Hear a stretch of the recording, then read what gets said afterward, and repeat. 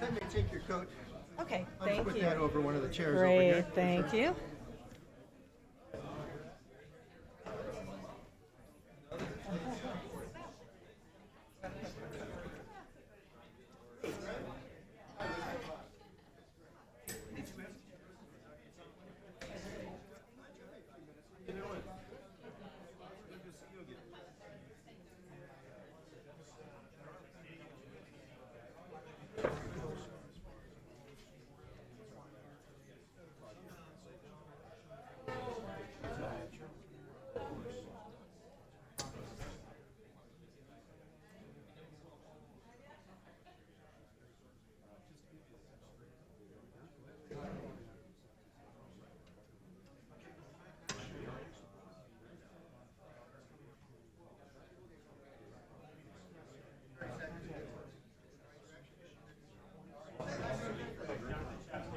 How are you doing?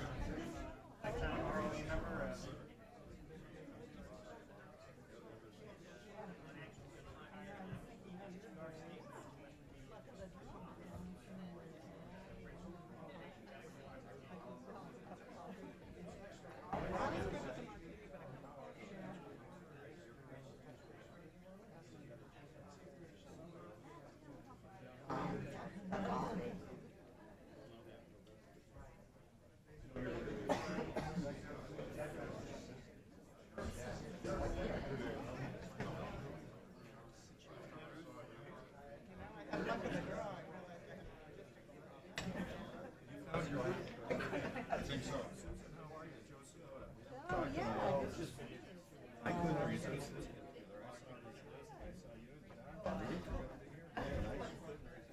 Thank you for the invitation. How are things?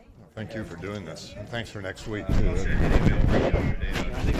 next week, you're right, and I think I'm in for a piece of that, I think. I mean, the schedule's been changing a lot. You know who the hardest cat to hurt is? My Marine Corps. I went down to the Marine Corps headquarters in New Orleans because I was down there visiting units. And I went to see him, he wasn't there. But I met with Greg, his senior civilian. That's my first time. What a beautiful facility. I didn't see it.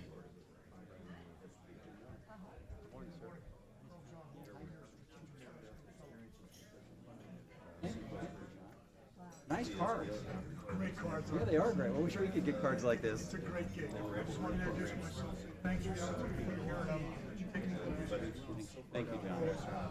Yeah, I went down there because one of the things I'm trying to do is look at the other reserve components and say, what do they do that maybe the Army Reserve can change or benefit from? And there's a lot of things the Marine Corps does that I like that I want to try to implement in the Army Reserve. Well, Abel is also he was the chief of staff, so he has some experience. Never lived in reserve. Was Dennis the last reservist that ran His the Army successor was Reserve? a guy named Jack Gordon. Reserve guy? He was a pure reservist. Pilot with Northwest Airlines. Excuse me, if I could just slip by, thank you. But he was kind of a odd dog. I love him, I know. But he didn't fit in into gunfighting mode. Kind of marginalized. Probably didn't help him.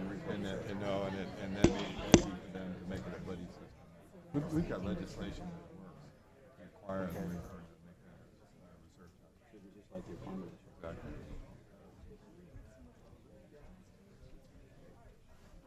We've got 2 minutes, so why don't we take our spots? Give me a heads up. Yeah, give me a minute to get folks settled and get things squared away. Admin announcements about what to. Folks, we'll get underway in about a minute. If you want to top off your coffee. Then what I'll just quickly do is be sure that to remind them what we're on the web. Right. And that we've got, be sure that we wait for microphones to get in front of them for their questions. And I'll just introduce you. Good. Good. So the 20-second.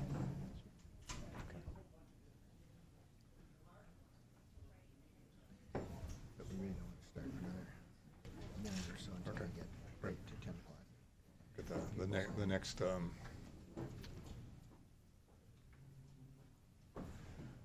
next elevator mode.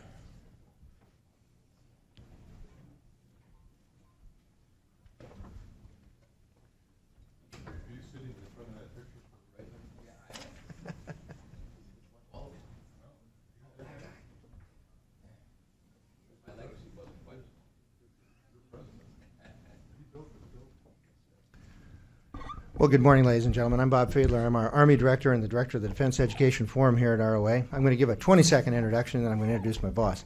But just a couple admin announcements. We are doing this as a live webcast. It'll later be posted on the ROA website, www.roa.org.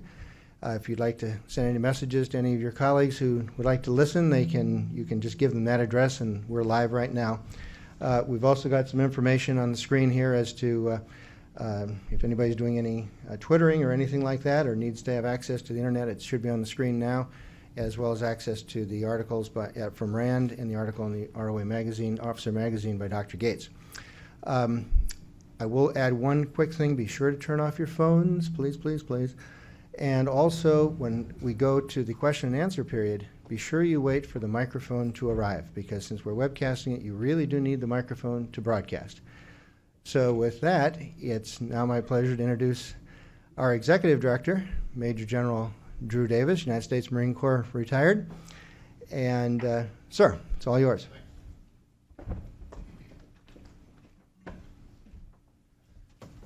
Thank you, Bob.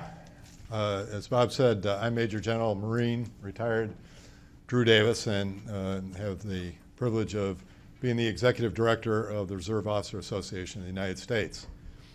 And as Bob said, you want to introduce his boss. One of my bosses is over in the corner, Captain Shannon Bibby of United States Army Reserve, who is one of our executive committee members. Welcome to the national headquarters of ROA at 1 Constitution Avenue and today's Defense Education Forum. We run between 50 and 70 forums per year on topics of immediate national security interest, today's being one. Supporting employers in the Reserve Operational Forces era.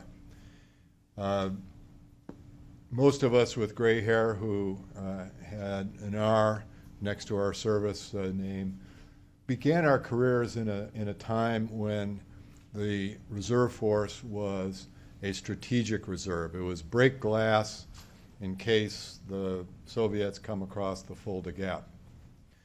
Well, those days are long gone. While the majority of our citizen soldiers in reserve, airmen, sailors, Marines, are citizens first, their families, and their employers make a tremendous sacrifice to our country. Just as a point of reference, since 9/11, 880,000 reservists and guardsmen have been activated and sent off to war. 330,000 of those have been more than one time, which obviously has stressed the force, stressed families, and stressed employers. Even though the reservist receives a rather meager paycheck for what amounts to 4 days of active pay a month, it's really their civilian job and employer upon whom they primarily depend for their family livelihood and professional advancement in this uniform. It's their civilian employment to whom they return after their normal reserve drill duties and after deployment. We're fortunate to have on our panel and in the room an example of a large corporation that has made an extraordinary commitment to its reservists and its workforce, and that's W.W. Granger Incorporated. They've been recognized by the Employer Support of the Guard and Reserve for their strong support of their employees, and they're emblematic of the thousands of employers, large and small, who go beyond the requirements of the law. As Vice Admiral Robin Braun, who's the chief of the Navy Reserve, stated, employers are a key facet of every reservist's life. A great deal of our success in meeting operational commitments must be credited to our outstanding civilian employers who have given us their unwavering support over the years. Both General J.J. Jackson, Chief of the Air Force Reserve, and General Talley, who you'll meet this morning, who's Chief of the Army Reserve, have similarly recognized the vital role that employers play in supporting the capabilities and resiliency of their forces. Without the support of those employers, such as W.W. Granger, as well as small businesses and government employers who really have less of a cushion of an employee workforce when their reserve employees go out the door for mobilization. Reservists simply couldn't perform at the level they have over the past 12 years. It was actually 7 years ago in this very room that then Chief of the Army Reserve, Lieutenant General Jack Stoltz, together with ROA, convened one of the first major efforts within the Reserve to bring together the military and our nation's employers to discuss issues of mutual concern. This was at the height of the Iraq War, when Reserve service members were putting in tens of millions of man-days to support that effort. General Stoltz was joined by Senator Pryor, then the chairman of the Senate Small Business Committee, and the president of the U.S. Chamber of Commerce, together with several U.S. Army Reserve general officers who were in town. That program launched the employee part, and not by magic, but by a lot of sweat, hard work, persuasion, launched the Employer Partnership Initiative in the U.S. Army Reserve, which later grew, expanded, and is now located, embedded within the Department of Defense.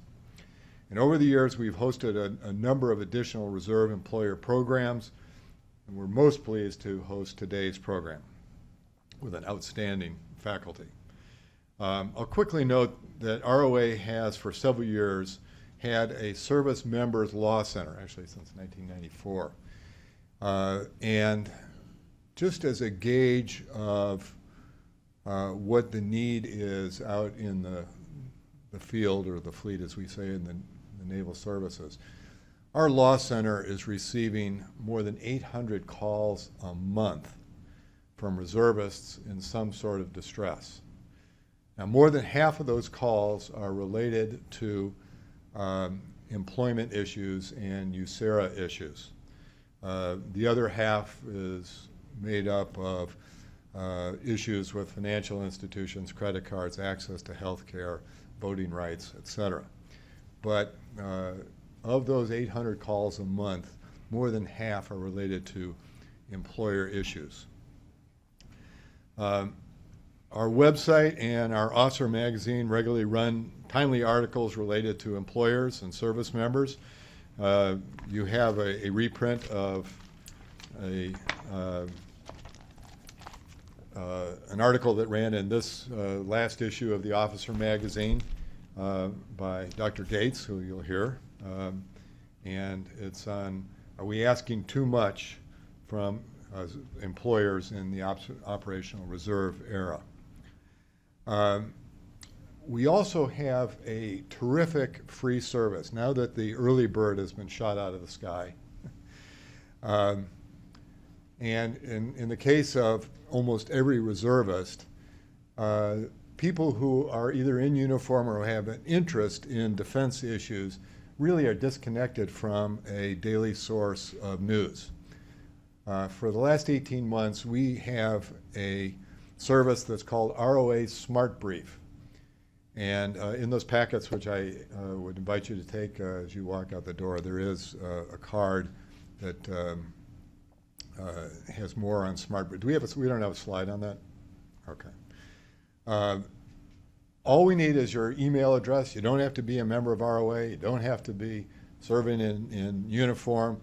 Friends, family, employers, anybody can sign up. We have a computer algorithm that scrapes through all the news of defense of the day, Then 2 human editors sort through the hundreds of stories about defense, select the 10 most important stories on defense of the day, write a headline, a précis, and then distribute it to, we have more than 20,000 subscribers now, free, remember, and it appears on your smartphone, on your laptop, however you receive email on a daily basis. And as I said, it's the 10 most important stories of defense of the day. In order to access it, just go to www.smartbrief.com/ROA and give us your email address, and you're now subscribed. Enough of the commercial. I'd now like to introduce Dr. John Winkler, who will serve as the moderator of today's panel. He has an extraordinary background in the reserves and academic research issue related to reserve components. He previously served as Deputy Assistant Secretary of Defense for Reserve Affairs and currently directs the Forces and Resources Policy Center of the RAND National Defense Research Institute. Again, we remind you that this forum is being webcast. We invite you to use your cell phones to invite others in to watch what is certain to be a very interesting and important program. Dr. Winkler. Thank you, General Davis. Thank you for the kind introduction. I would also like to welcome everyone today to the ROA Defense Education Forum on Supporting Employers in the Era of the Operational Reserve Force. I can't add really to the comments General Davis made about the importance of this topic today. And I must remind all speakers, in addition to myself, to turn your mic on when it is your time to speak. So let me start again. Thank you, everyone, for attending today's ROA Defense Education Forum. The format today will be a presentation by Dr. Susan Gates of RAND on her recent report. I'd also like to acknowledge Jeff McGovern, our RAND colleague in the audience, who contributed to that. Followed by comments from each of our discussants. Also, keep the mics close. After the presentations, we'll take questions and comments from the floor. I'll moderate and serve as timekeeper. We'll aim for 15 minutes for the keynote presentation by Dr. Gates and 10 minutes or so for each discussant. So now let me introduce our distinguished participants. To my right, Dr. Susan Gates, Senior Economist, Director of the Kaufman Rand Institute for Entrepreneurship and Public Policy in the Rand Institute for Civil Justice and a Professor of Economics at the Rand Party Graduate School, where she teaches courses on entrepreneurship, public policy, and incentives in organizations. Susan received her PhD in economics from Stanford Graduate School of Business and her master's in Russian and Eastern European Studies from Stanford University. Followed next by Lieutenant General Jeffrey W. Talley, 32nd Chief of the Army Reserve since June 2012, and also Commanding General of the United States Army Reserve Command. As the Chief of the Army Reserve, he's the principal staff advisor to the Secretary of the Army and the Army Chief of Staff on all Army Reserve affairs. Prior to his return to active military service, Lieutenant General Talley was president and CEO and co-founder and lead investor of Environmental Technology Solutions and also an adjunct professor at the Johns Hopkins University. Lieutenant General Talley holds a PhD in Civil and Environmental Engineering from Carnegie Mellon University and an executive MBA from the University of Oxford in England. Following General Talley will be Ruth Samardik, the Director of National Programs at the U.S. Department of Labor's Veterans Employment and Training Service. In that role, she's responsible for establishing policies and procedures for the efficient and effective operation of the agency's grant programs, the Jobs for Veterans State Grants Program, the Homeless Veterans Reintegration Program, and the Veterans Workforce Investment Program, as well as for vets compliance and investigative programs, the USERRA, covering USERRA, Veterans Preference in Federal Employment, and Veteran Employment Reporting Requirements for Federal Contractors. Mr. Ronald Jaden is Senior Vice President and Chief Financial Officer for W.W. Grainger, a national distributor of industrial supplies. His responsibilities include financial planning and reporting, internal audit, treasury operations, and financial services. Ron is also executive sponsor of Grainger's employee-led Veterans and Military Supporters Business Resource Group, which we'll learn more about today. And finally, we have Barbara Carson, Deputy Associate Administrator of the Office of Veterans Business Development, U.S. Small Business Administration. Barb is also a colonel in the U.S. Air Force Reserve, a military spouse, and former small business owner.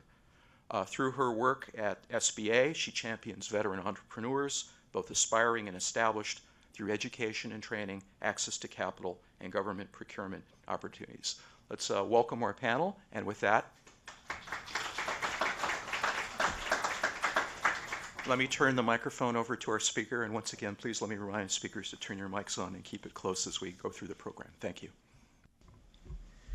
Good morning, and thanks to all of you for coming out to discuss these very important issues. Earlier this year, in August of 2013, RAND released a report that was supported by the employer ESGR on supporting employers in the Reserve Operational Forces era. And that report provides a comprehensive look at the effects of the Reserve Operational Forces on employers. I'm not going to be providing an extensive overview of our report here today, but that report is available if anybody's interested in the details. My aim for the next 15 minutes or so is to provide you with a quick overview of some of the highlights of that report, focusing specifically on what we heard from employers about their concerns related to reservist activation, how it affects them, and how we translated those findings into some possible recommendations for the Department of Defense. So I'll be focusing on the very high-level things in my remarks. So as all of you are well aware, the Uniformed Services Employment and Reemployment Rights Act of 1994, also known as USERRA, provides important rights to service members. And chief among those rights are the entitlement to reemployment after an absence due to military service, as long as certain conditions are met. In establishing those rights in 1994, Congress recognized that these rights were important to provide, but that they would impose costs on employers. And they weighed the costs of the costs to employers against the benefits to the service members. But we all recognize that things have changed since the law was written. And if we can go to the first chart slide that I provided, this gives you a sense of just how things have changed. I'm sure you're all familiar with the chart that I will put up there. It shows the number of reserve component duty days over time. So it would be the next chart. And what we see is back in the early 80s and 90s, the number of reservist duty days was low. You know, it would spike if there was a particular incident like Desert Shield, Desert Storm, but by and large, reservists didn't expect to be activated frequently or for long periods. That all changed after 2001, and we moved into a period where the number of reservist duty days is consistently high. And so that led the Department of Defense to start thinking about more carefully about the employer perspective. Are we asking too much of employers? Does USERRA need to change? How can we better inform and support employers? And so to begin to get at some of these issues, the Department of Defense fielded a major survey in 2011 to try to get the employer perspective. This survey was fielded to both employers of reservists and also to other employers who weren't known to employ reservists. RAND was asked to analyze the data, and then we also did a bunch of other things, including talking directly to employers. And what I'll be talking about are some of the findings from our analysis of both the survey data and some of the conversations that we had. Now, before I get into what we heard from employers, I want to take a minute to provide some context that I think is important. And I want to share one critical insight, and that is very few U.S. employers experience changes in their business operations due to a reservist activation. Okay? And I don't emphasize that point to minimize the potential issues that employers face when they do have a reservist who's activated, because they do face critical, sometimes business-changing challenges. But I want to emphasize this point because it has implications for how we think about the most effective ways to address those employer concerns and also the concerns of reserve component members. So let's peel that statement back a little bit. One thing to keep in mind is that when you look at employers across the board, and it's hard to get concrete numbers on this, but we drew information from multiple sources to try to figure this out. But roughly 2% of U.S. employers employ reservists. That's kind of our best estimate. Of those, if you think that about a third of reservists report that they've been activated in the last 2 years, now you're thinking, okay, well, fewer than 1% of U.S. employers employ reservists who have been activated recently, okay? And then of employers who employ reservists who have been recently activated, less than a third report that that activation had an impact on their business. Again, not to minimize that those who report that an impact did occur, that it was significant, but over 2/3 of employers who have reservists who are activated reported in the survey that it didn't really affect their business, that they were able to deal with it fairly easily. But with that in mind, and again, having talked directly with employers, I fully understand that when there is an impact, it can be a very serious impact. And so that's what I want to talk about now for the next few minutes. What did employers tell us was the nature of that impact on their business when it occurred, and the key factors driving that impact? What sorts of challenges were employers reporting? And so if we can move to the next slide, this is useful, and I apologize in advance for anybody in the room who is red-green colorblind, but I thought that this was a nice way to kind of provide a heat map summarizing what employers told us about the challenges. And again, this is limited to the employers who reported that they had an employee who was activated and where it caused some kind of an impact on their business. And I wanted to highlight 2 key points with this chart. One is that challenges related to managing workload were the most commonly reported and most significant challenges that employers had to deal with. A lot of employers are concerned that the absence of the reservist increases the workload of others, has impacts on coworker morale and things like that. But the other point that I want to emphasize with this chart, the green bars reflect the percentage of employers who reported that a particular issue didn't occur or wasn't very much of a big deal. The red areas highlight issues that employers said were a problem to a very large extent. And when you look, there are some employers who are saying that each and every one of these problems occurred to a large extent. So there are a myriad of ways in which a reservist absence can affect individual employers. So the next thing I wanted to talk about is, what is it about the reservist activation, about the absence itself, that causes problems for employers when there is a problem? What features of the absence are causing problems for them? And if we can move to the next slide, that summarizes what employers had to say about that. Now, employers were asked to report to what extent certain features of the absence were a problem for them. Options were things like the absences were too long, they were too frequent, they came at a bad time, and they couldn't be moved.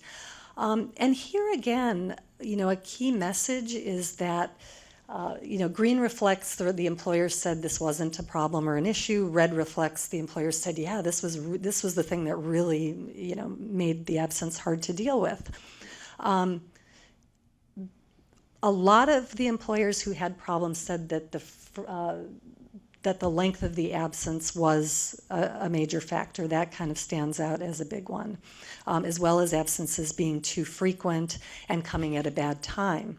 But here again, we see at least some of the employers are reporting all of, one of all of the different factors. So different employers are facing challenges because of different aspects of the absence or different aspects of the activation process. So it's hard to say that any one of these features is causing all the problems for employers.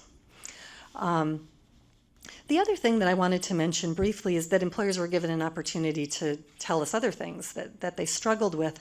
And one thing that's notable is that businesses that depend on a personal relationship with clients, and this could be anything from psychological services, school systems, accounting firms, things like that, they indicated a real desire for more input into the timing of their employees' absence, because it's hard for them to just replace a person because that person has relationships with clients.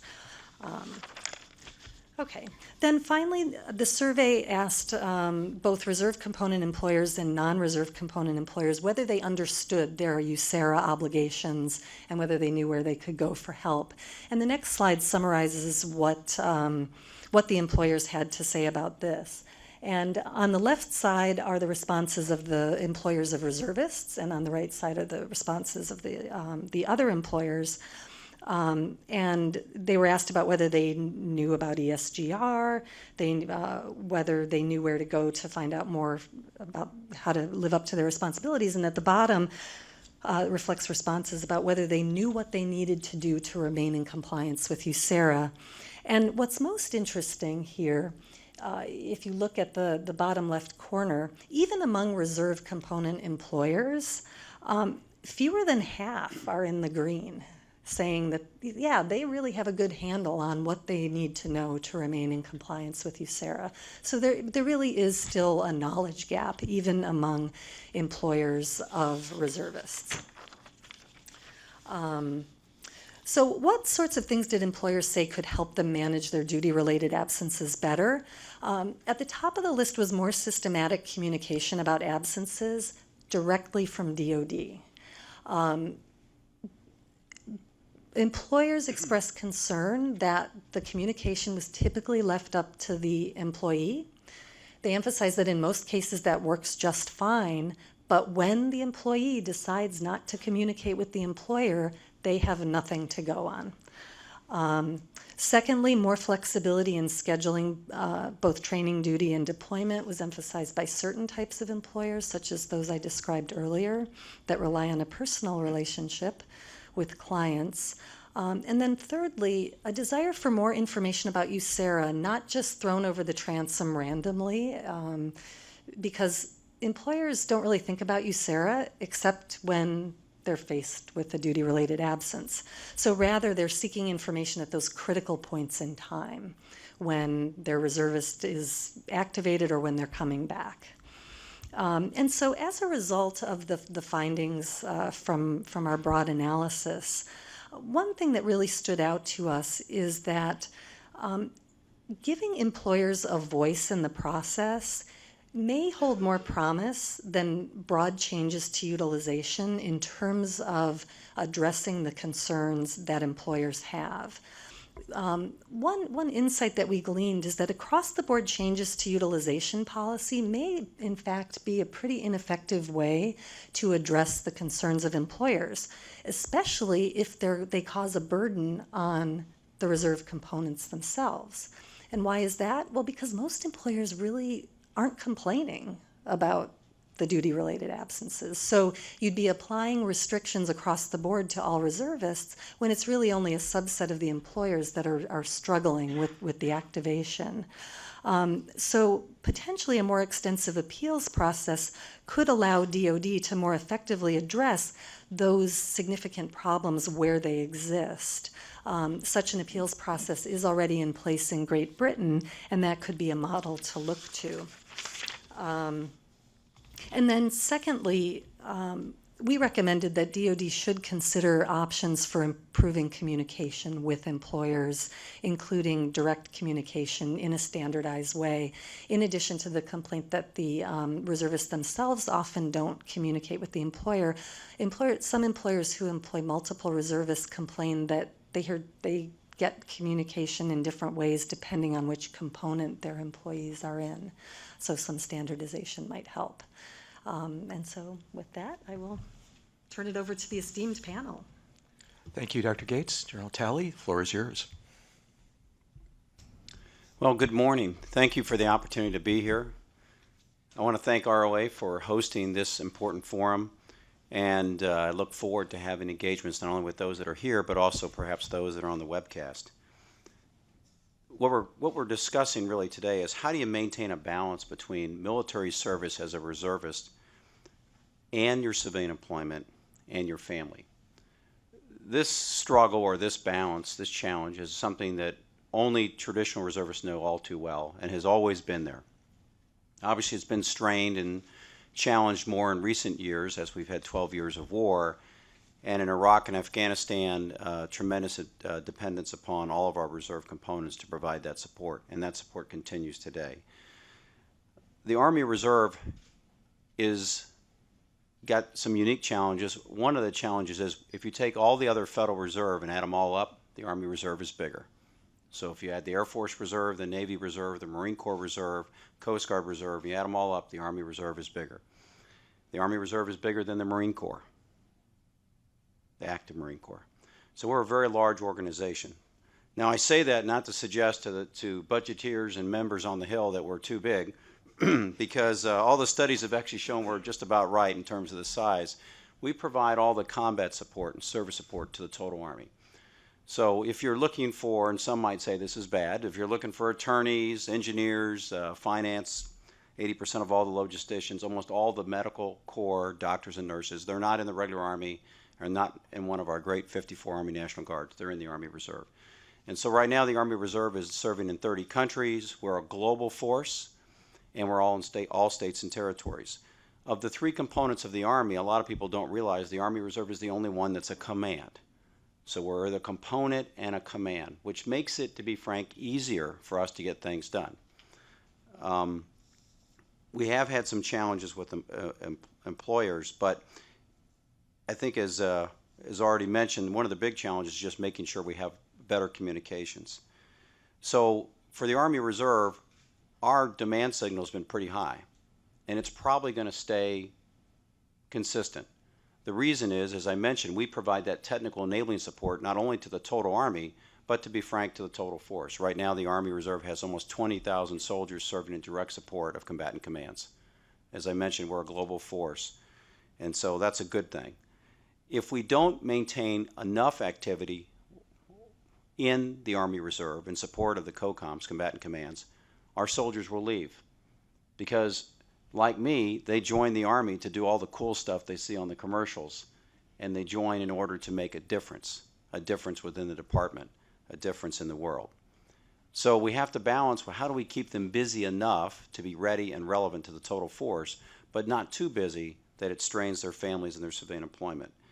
So our mission is to provide ready, accessible soldiers, leaders, and units to Forces Command, which is the command, four-star command, commanded by Dan Allen, that provides all conventional forces for the total Army, and to combatant commands. To do that, we have a way of preparing them through the Department of Defense called Plan, Prepare, Provide. I will not basically use our operating budget to plan, prepare, and provide our soldiers, leaders, and units. But I think in the future, we got to change the way we provide those accessible, ready, trained soldiers, leaders, and units. And we have to do it by using a private sector approach. Now, most of the Army Reserve work in the private sector.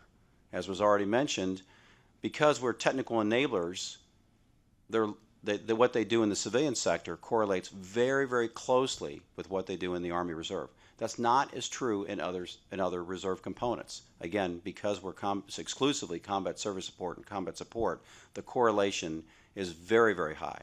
In fact, often the technical skills that you see in the Army Reserve as they come on active duty to meet the needs of the nation are actually higher often than the active components' technical skills, because that's what they do in the civilian sector. And that's not unique to the Army Reserve, but I think it is very specific to the Army Reserve, maybe more so than other components. So the Army Reserve has created the Employer Partnership Program that was mentioned by General Davis at the beginning, and that's morphed into a wonderful program that's expanded to all services and all components, and now up at the Office of Secretary of Defense level, the Heroes to Hire program. But what we found in the Army Reserve is we don't want you to have a job, we want you to have a career in the civilian sector, and a soldier for life in the Army. And the way that we want to do that is expand our Employer Partnership Program, and we are renaming it to the Private-Public Partnership Office, and it's run by Aaron Thiede, who is in the back there. Aaron, you can get some, at least wave at him so they know who you are. And Aaron does a remarkable job of maintaining with her team personal contacts with the private sector, predominantly private sector. So we have almost 5,000 agreements in place with everybody from General Electric down to small business. And what we hear from them is the reason they want to come to the Army Reserve and hire our reserve soldiers is because they're physically fit, they're drug-free, they show up on time, their team are goal-oriented, they're very loyal to their leaders and to their organization, and they perform very, very well in stressful and unstructured situations. They simply put, they make a great employee. And so we've had tremendous success. So we're going to build upon our Employer Partnership Program, expand it to the Private-Public Partnership Office, and use non-DoD assets to help us mentor, coach, and teach our soldiers and family members in cooperation with the way that the corporate office does, the corporate community does this. The way we intend to do this is really a number of ways. In the Army Reserve, you have to be a leader. You have to be what? You have to first be balanced as an individual. So you've got to be balanced physical, mental, spiritual, emotional. So we're working with people that are leaders in those respective areas to help mentor, coach our soldiers and their family members. I'll do a shout out to Tony Horton. Tony Horton's a fitness guru. So Tony's working with us to help us grow our ability to be more fit in the Army Reserve. Because in order to maintain your competence as an individual, you got to do it on your own time. So we've got to provide incentives to get you to invest in yourself so you're more marketable, if you will, to yourself, to your family, to your civilian employer. And I don't worry about the Army, because if I get the first three, I got a better soldier. And so Tony's helping us in the terms of physical readiness. Susie Orman's helping us in financial readiness. I could go on and on and on. On the unit readiness side, we've got Coca-Cola and other companies that are helping sponsor training events in Africa where we send our Army Reserve teams for Title X training. And as they do Title X training to do water projects, they're practicing their skills as doctors and lawyers and engineers and medical folks. And most of that tab gets paid for by the private sector, and I leverage those Army Reserve assets. By the way, we do projects then that link the State Department with what General Rodriguez wants in AFRICOM. Soldiers come back, feel ready, relevant, feel good about what they're doing in service to the nation. And then they come back to civilian employers, and they have a broader, more capable perspective as leaders. So that's just kind of a quick commercial about our private-public partnership initiative. But what we've found is we don't really have a big problem with employers in the Army Reserve. In fact, just the opposite. They love our Army Reserve soldiers, and they want more of them. Where we do have a problem is, and I'll just be brutally frank, sometimes, unfortunately, we have Army Reserve soldiers who take advantage, God forbid, of their families and of their employers. And they'll volunteer for multiple deployments or assignments. And then they don't necessarily come clean with their family member or their employer. Now, a quick story is I have actually been known to call these soldiers out, bring them into a conference room or office, and then make them call their family member and confess that they weren't involuntarily mobilized that second or third time, because that violates the Secretary of Defense's policy, and they need to come clean with their spouse. The next call they make is to the CEO or leader of their company. And if they won't do it, then I help them confess. So those are not the kind of soldiers we want in the Army Reserve, because they're taking advantage of those great employers and their family members. Thankfully, we don't have very many of them. I think in closing, because I want to make sure we get to the other panel members and get good Q&A, is to meet the needs of our national security, it's going to take all components and all services. we're going to rely on our reserve components more than ever as that insurance policy, as the United States and our allies can't have the size of an active component that we'd all like to have. And the only purpose for a reserve component is to serve the active component. Some reservists sometimes get confused about that. But as we do that, we can't do that without the continued commitment of our civilian employers. And I just want to thank all of you and all those that are on the webcast for what you're doing to support our soldiers and their family members with good employment. Army strong. Thank you, General Talley. Ms. Smardick? Thank you. Wow, I hate to follow that one. That was a tremendous insight. Thank you so much. It was very introspective. I want to thank ROA for hosting this forum. You know, the last time I was at an ROA forum discussing USERA, I remember there were some employers here, and no one can put it better than the employer themselves. And one gentleman who was a model employer spoke about his reserve employees, and he said, look, I love to hire reservists. You know, I've got 3 young men in front of me. One has been part of a team. He's had to watch other people's back. He's had to trust others to watch his back. He's goal-oriented, all of those things that General Talley pointed out. And he says, and the other 4 have never had any responsibility for anything but their own self-esteem. Who do you think I want to hire? So I think that the fact that reservists are among the best employees an employer could get is certainly borne out by a lot of the data that we've seen from both Dr. Gates, and I'm going to put a little slide up a little later myself. So I think this report focusing on employer knowledge is a very important contribution in today's operational reserve. In fact, I've already taken one of those recommendations, and I'll be working with Barbara starting tomorrow on how we inform small businesses about USERA. USERA statute mandates training for federal HR professionals, which is very broadly categorized in the federal government. And we've developed an online training, so, you know, something along those lines. But for future research, I think an important area would be the best means of communication. So we get a lot of information, we've developed a lot of resources, and how is the best way to convey those resources, both to the reservists and to the small business and large business employers? So that's one of the challenges that we're always undergoing. We have engaged very actively in technical assistance, both to employers and reservists, and we've reached over 1 million technical assistance contacts since 9/11. So the best way of conveying that kind of information would be a very useful field of study. I was looking at some of the recommendations, and I was looking back at some work that the White House did last year to improve compliance in the federal sector. And the president put out a memorandum calling on federal government to step up their compliance with USERA. And then he kind of assigned a task force led by OPM to figure this out. And what the task force came out with, and they put out guidance, was almost a checklist of keeping in touch with your employees pre-deployment, during deployment, and reintegration after deployment. And it brought to mind something that another RAND report that I had read, and I'll give a shout out to John's, this is reintegration after deployment, that this RAND study talked about the best successes in reintegration tend to be with those families, this focused primarily on families and communities as opposed to employers, tend to be with those reservists who are able to keep in touch.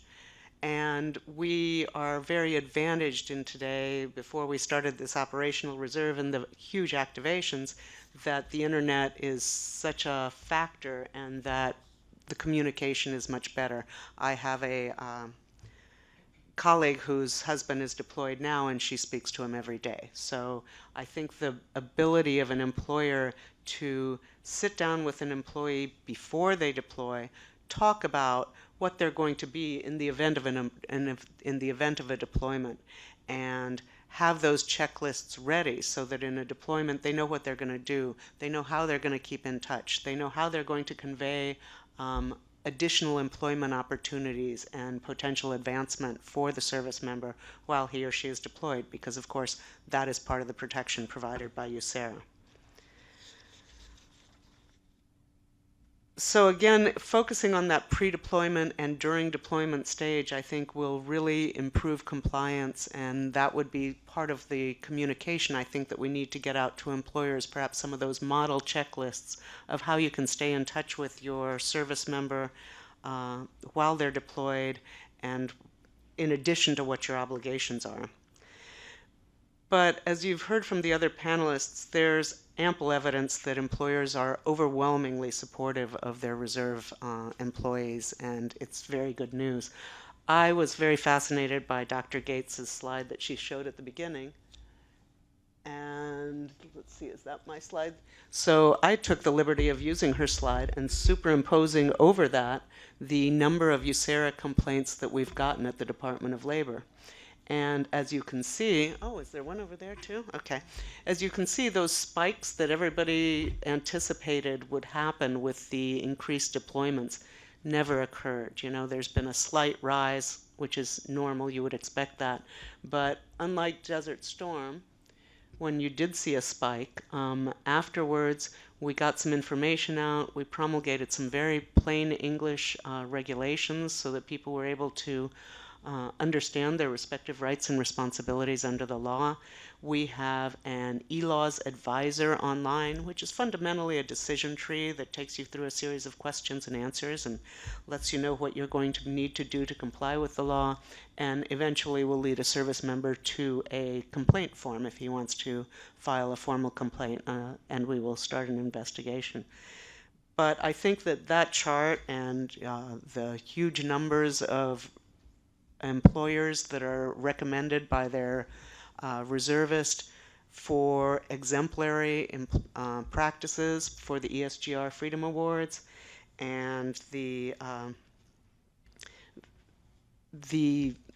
goodwill that we see throughout the United States for our service members and the marvelous work they do.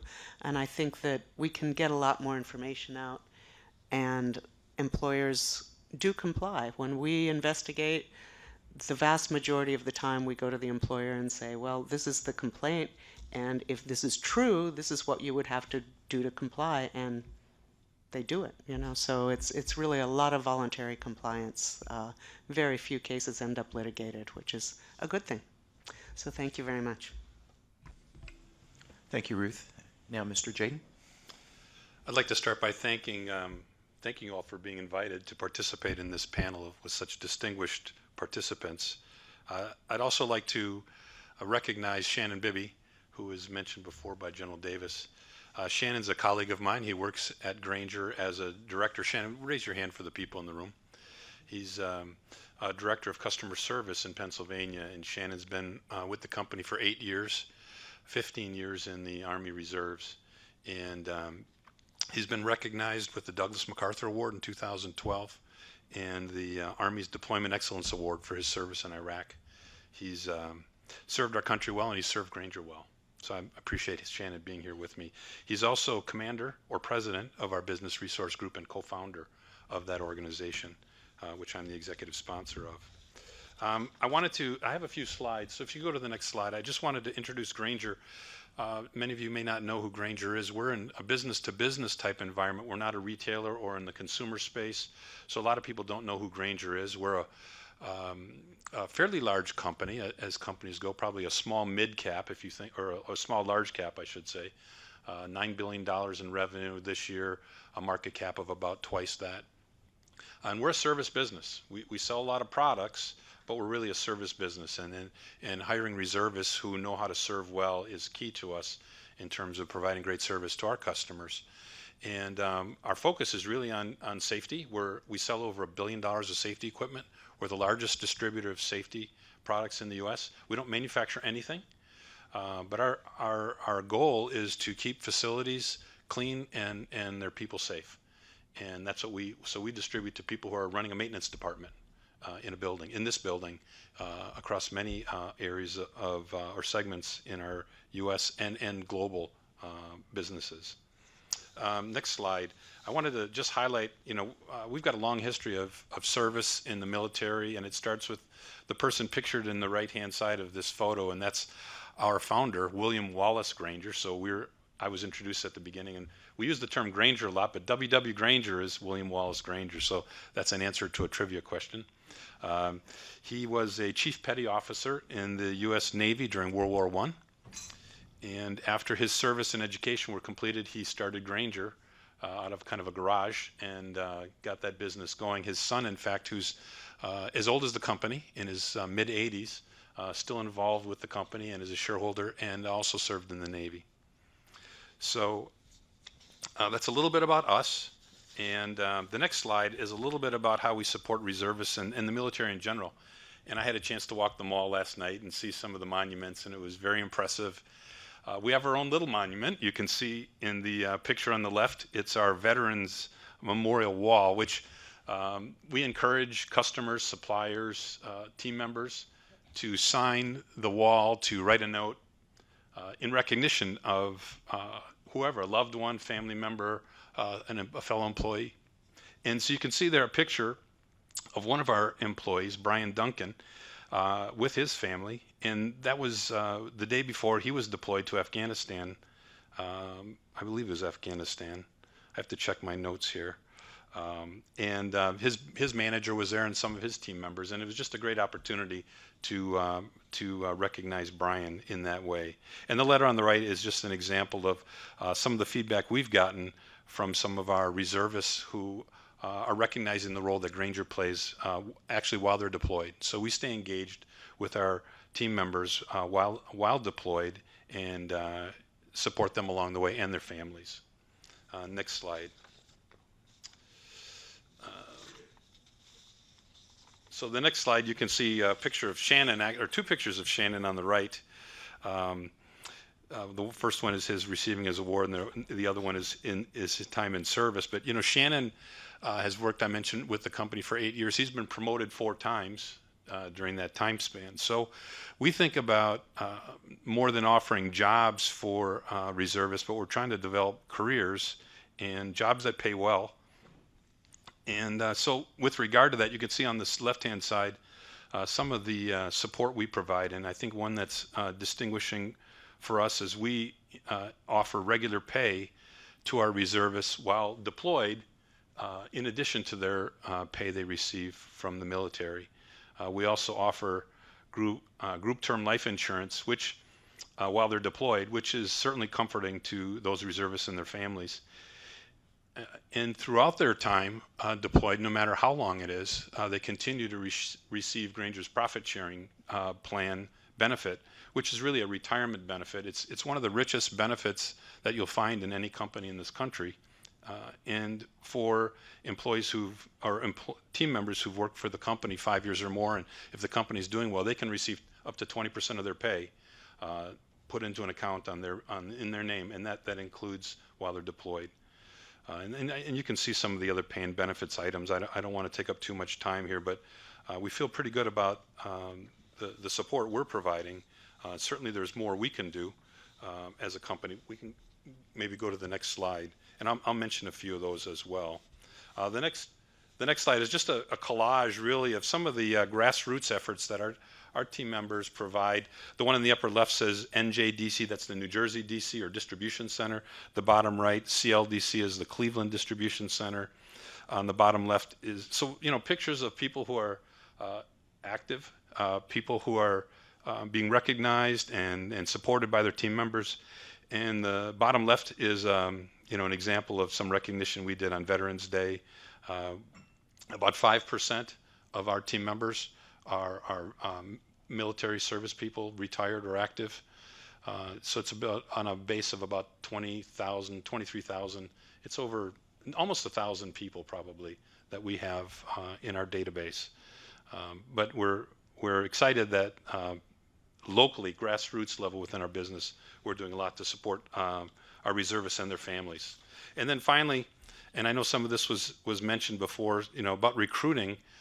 There's, you know, like I mentioned before, we're a service business, and attracting and developing and retaining people who know how to serve is really important to us. And so I'll just give maybe 2 examples, one around leadership.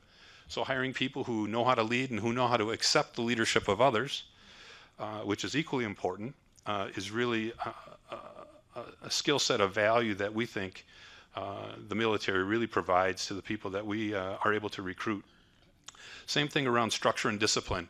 So as a distributor, we have over 2 million customers. We have over 1 million products available on Grainger.com. We process over 100,000 orders a day, an average of about $200 an order. So you need to have a lot of structure and discipline in how you manage a process like that and make money. Otherwise, it just does not work. So we talk a lot about discipline, focus, standard work, continuous improvement. The military does a great job training people to perform that kind of work for us. And maybe in Q&A, maybe I can address some of the challenges we have. But one in particular, I think, and we've touched on it before, is around communication. So I'll just talk to that one a little bit. We feel like we're doing a lot, but there's a lot more we could do, certainly as a company. And some of our challenges are even knowing how many people are military in our own database. So HR databases in a lot of companies are a challenge. As a CFO, I know we have great financial systems to close the books, but we don't invest as heavily in some of our HR systems as we should. And so that's something we're working on, but it is a challenge for us because we want to deploy even our own resources within the company as a business resource group or in other ways to help us get better. So one example in that is helping around communication is helping convert the resumes of our reservists to the careers we have available at Grainger. And so Shannon was telling me just last night over dinner how people staffing, so we have professional staffing people who recruit, but they're not trained well and understand what those resumes mean. And so he'll get resumes, and others in our BRG have volunteered to review those resumes. And he said in 60 seconds, he can tell you the career opportunities that person may have, whereas others could look at it for a much longer time and be a little bit bewildered. So and that's a form of communication, right? It's translating that information. Those are opportunities that we have before us, and maybe the military can help us with some of that. One last thing around communication, as a company with over 20,000 people, we have over 1,000 leaders of, and while we're trying to do this kind of work as a company, we're dependent on 1,000 people just in our company to carry that same message and to recognize the value of reservists in our business, and that's a challenge for us as well. So we're working to, again, a communication challenge maybe we can get some help on to help each of our leaders of people. Thank you. Thank you, Mr. Jaden. Finally, Ms. Carson. Good morning. I'm very grateful to the Reserve Officers Association for including me in this. Small business has a slightly different flavor when we talk about this issue, and I'm very appreciative of the work that Rand did on this study. You've really provided us some meaningful data and analysis that will help us as we partner with others to make some meaningful change and improvement here.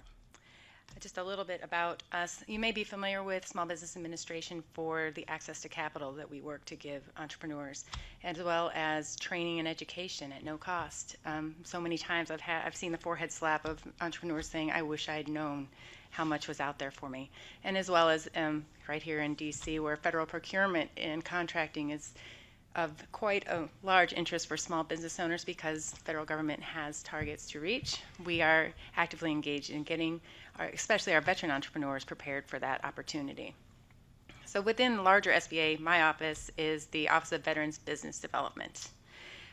We don't do it alone. As General Talley mentioned, private-public partnership is a fantastic avenue to have open to us. And we do have a lot more flexibility than some federal agencies in this arena. And we're taking advantage of that. So we're partnering with academia, venture capitalists, private industry to help us. There's so many philanthropic minded organizations that want to be a part of bringing these veterans back from many deployments, whether they're retiring, separating, or are members of the Guard and Reserve. It doesn't matter what era. Doing things like buying down the interest rates on microloans, for example, where we really need to see some activity. Whether it is providing faculty and staff to train entrepreneurs and follow up with mentoring. Just incredible opportunities. So the survey that we are discussing today indicated that of the very small number that Dr. Gates walked us down, how many employers actually employ reservists that have deployed, only 10% of that number were small business owners. So I will keep that in mind. But I'd also like you to think about something even smaller group, the reservist business owner who is then deployed. And that is quite a challenge. So obviously the significant impact, and as General Davis said, there's no cushion in small business, is especially felt by those business owners. There are some great things available right now. Ruth and I serve, and I'm just going to take a small segue here, on the education and training portion of the work that we're doing right now for veterans. Well, they're still service members leaving active duty, whether it's been a Guard or Reserve deployment over 180 days, whether they're retiring or separating. We are working together with DoD, Labor, VA, to, as the DoD is making significant improvement to the Transition Assistance Program, it's now TAP GPS. Where SBA was invited to the table. So not only can these folks that are leaving for their civilian careers choose higher education or VOTEC, they can choose entrepreneurship, and that is new, at least to us today. After World War II, the GI Bill could be used for so many different things. The small businesses started in that era. The number would blow your mind. And small business has always been a powerful engine within the U.S. economy. And so we are trying to go back to that route and provide new civilians the chance to be entrepreneurs. So I'd like you to keep an eye on that. If you're looking for opportunities to help us there, I'd sure love to talk with you. So this year, just alone, it's still not a full-blown program. We've just finished a pilot, but we've already got 5,000 veterans through our entrepreneurship program. Syracuse University and their Whitman School of Management is personally mentoring follow-on candidates who choose to go another 8 weeks and get some intense guidance and follow up with them as they start their businesses. SBA is there all the way, and because as you know, when people leave the military, they don't necessarily stay at that installation, they go home. So this is a great chance for them to contribute to their economy at home, in their community. So we're there for them as well, helping them, and I'm glad to hear General Talley say that financial literacy and skills are critical before folks leave the service, and so we're there for them when they come home and they're ready to get to business. So I'll move on to what this study showed us. As I mentioned, General Davis said there's no cushion. And why is that true for small business? It's self-evident, most of it, but as my colleague Joe pointed out yesterday, much of it is uncertainty, because the communication could be stronger and it could be consistent across the different kinds of deployment and across services. We just don't have that right now. So getting advance notice, that alone would help us in the small business, because you can't often shift the workload, which might be able to happen at a larger company, and especially in those relationship critical companies. As we mentioned, General Talley said medical, legal, those combat services, those are the ones who really have a significant impact when they lose one employee to deployment. You can't just keep up the contacts in the same way. So you're more likely to have a key employee be the person that is chosen for deployment. There are some interesting topics that could be in the recommendations Dr. Gates mentioned. For example, getting some relief from how many employees can be deployed from a certain business. That might be too cumbersome. I can completely understand that. I really do think that communication will solve most of this if we can plan.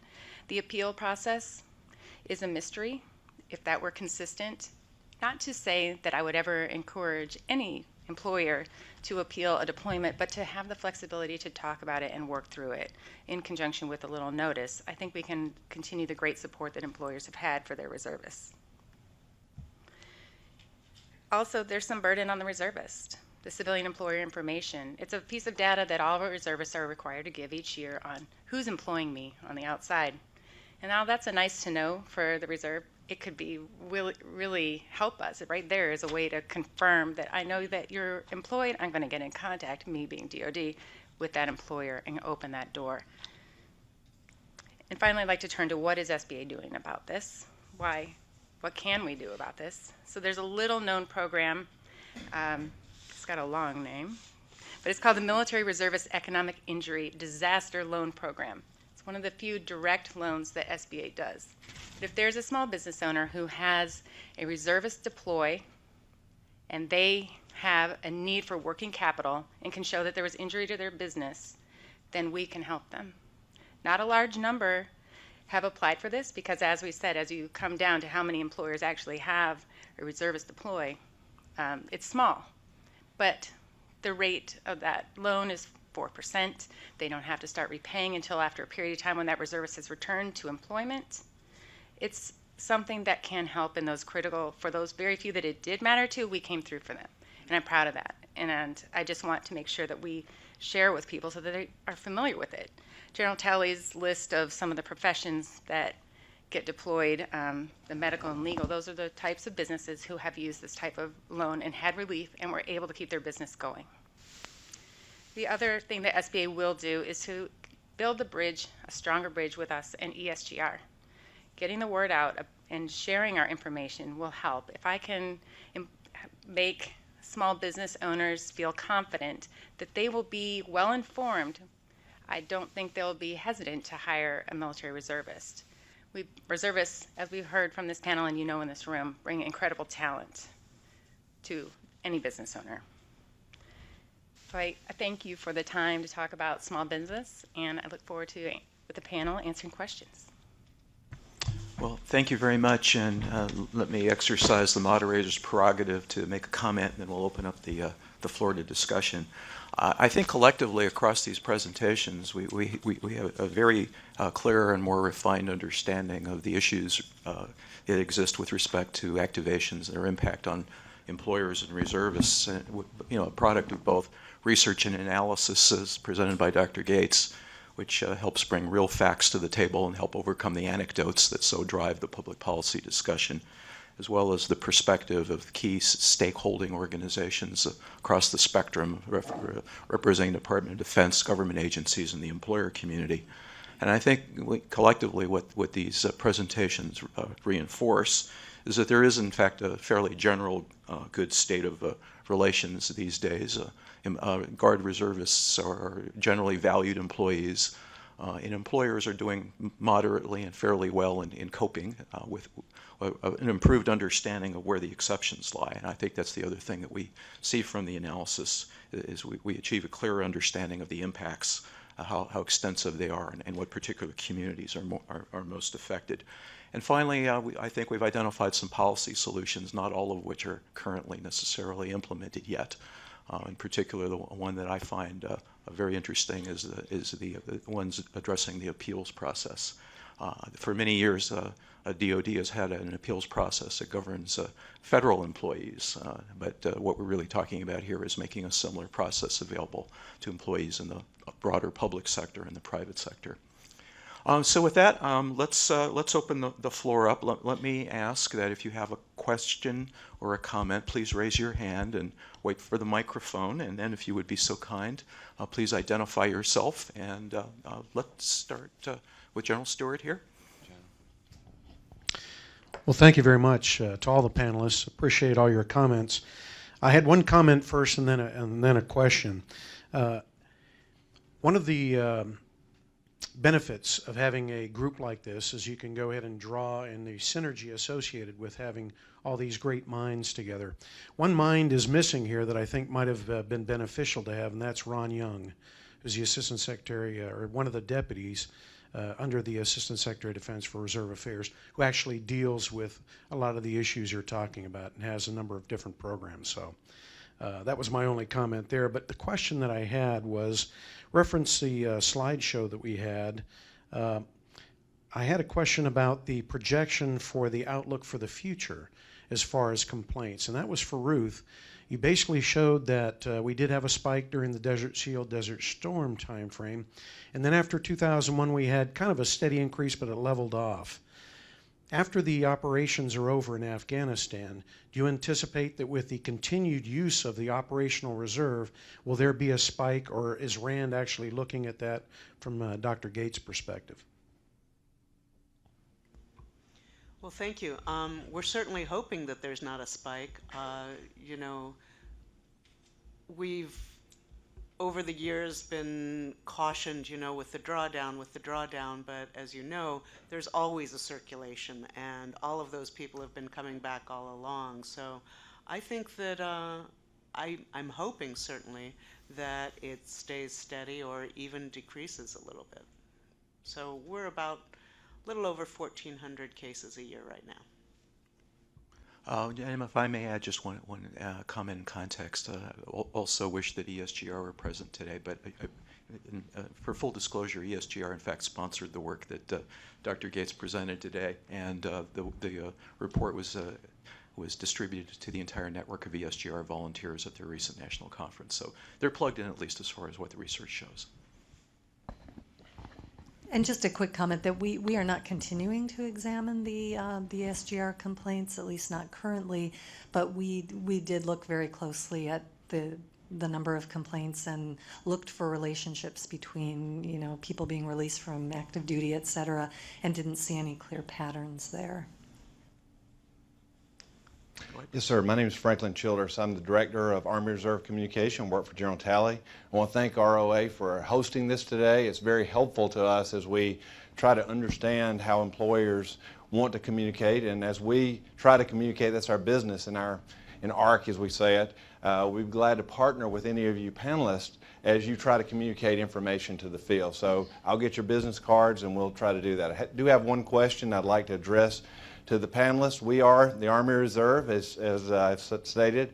ESGR did a top 10 reasons slide of why people employ reservists. And so what I'd like to do is drill down a little bit and ask you, in your research, from your perspective, General Talley addressed it in his remarks, but what are some of the top reasons why you think that employers hire and want to hire Army Reservists specifically? I know it's a little bit parochial, but since I'm the Army Reserve Communication Director, I can ask that question. So if you wouldn't mind, Dr. Winkler and just the panel, and I know General Talley's already addressed it, so if you wouldn't mind helping us try to understand that, I would appreciate it. Sure. So the National Survey of Employers did include questions asking employers to essentially rate their reserve employees relative to other employees. And it was on all of the characteristics, I mean, a whole list of characteristics, many of which General Talley mentioned. They're good team players. You know, they have good leadership skills. They're reliable, things like that. And so in the report, we summarize the employer responses, but across the board, employers did rate reserve employees more highly on all those characteristics that one would think of as favorable. They rated the reservists higher relative to other employees in their corporation. So that, it seems to me, is a key driver for the employers to want to hire the reservists. Any way you can parse it out between the reserve entities, Army Reserve specifically, did you get that fidelity, or just specifically reserve? That's a good question. So we did have information on the component. A key problem is that many of the employers who responded said that they employed people from multiple components, and so that limited our ability to parse it out. We didn't see any dramatic differences across components when we broke the data down in terms of how the employers rated their employees relative to non-reservists. So we didn't have very much to say, you know, like the Navy reservists were viewed as a lot better relative to other employees than Army, for example. But we did provide that detailed breakdown, I believe, in the appendices to the report, if you're interested. And I might add, in addition to the data reported in our report at RAND, the Defense Manpower Data Center's previous status of forces surveys had asked questions of individual reservists regarding their employers, and they also paint a favorable picture of perceptions of support from the employers that, as expressed on the part of the reservists. I don't really recall there being any distinctions really among the reserve components themselves. They're all viewed equally favorably in that regard. I'd like to General Stewart's question. So I actually have a two-part question. One is,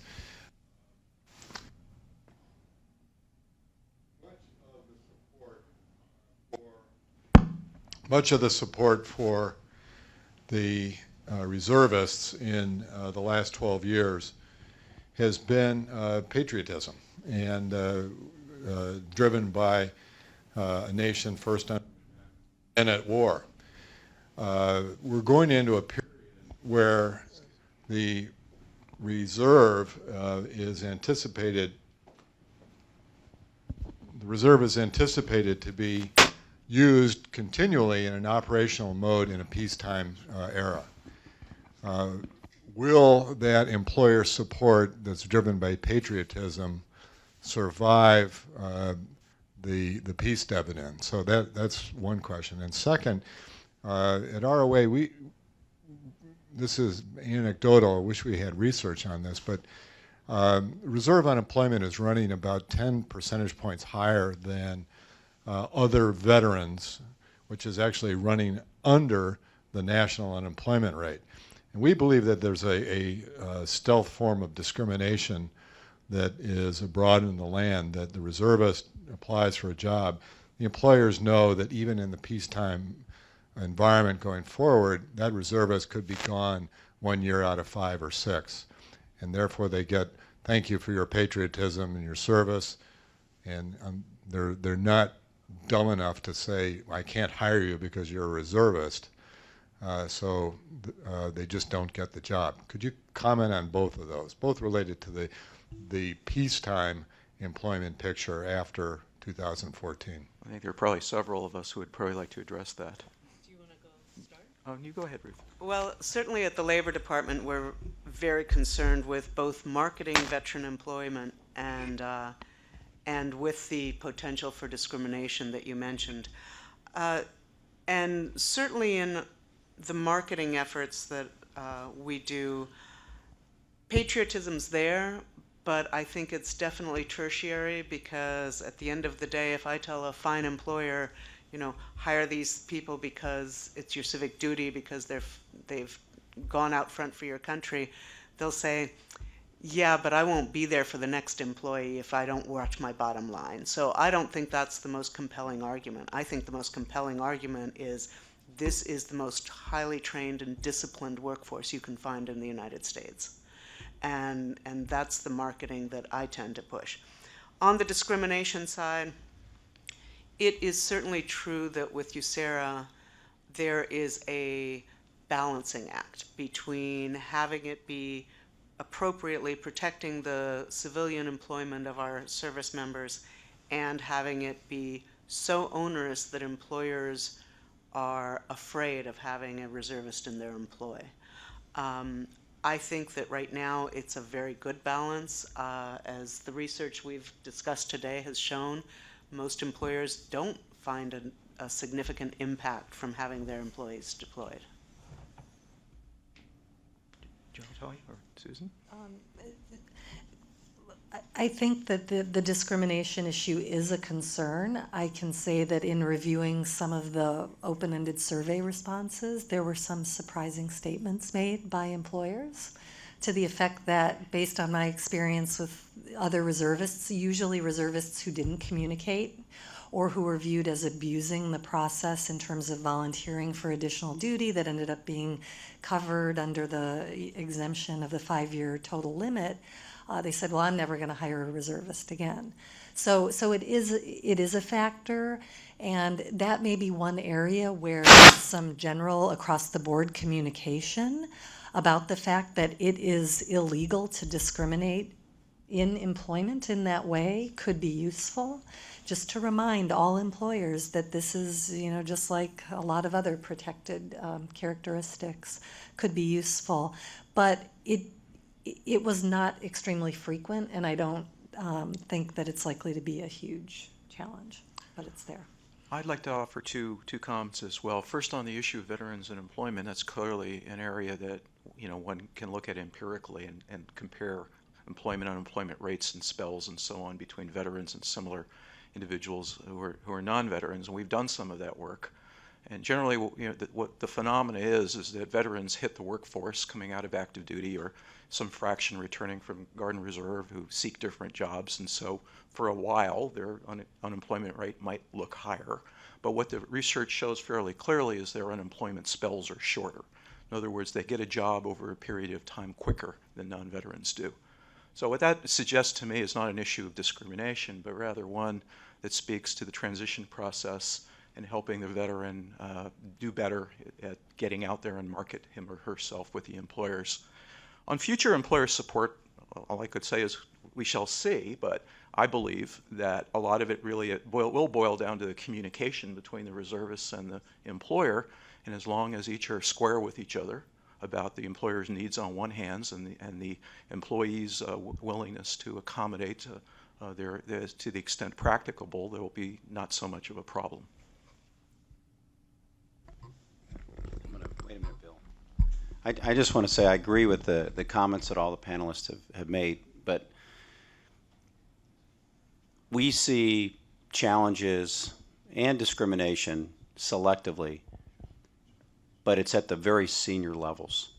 So what I mean by that is as you get to be a senior leader in the Army Reserve, so field grade officer, senior non-commissioned officer, there's no such thing as one battle assembly a month and 2 weeks of annual training a year. They're engaged all the time, often in a non-paid status, serving the nation. And often employers are very gracious in giving lots of time and flexibility to those Army Reserve senior leaders to do what they need to do in support of their units. There's some employers, many of the employers that we focus on are those that love Army Reservists. So the message that I tell Army Reservists is you have to be much better than the average employer.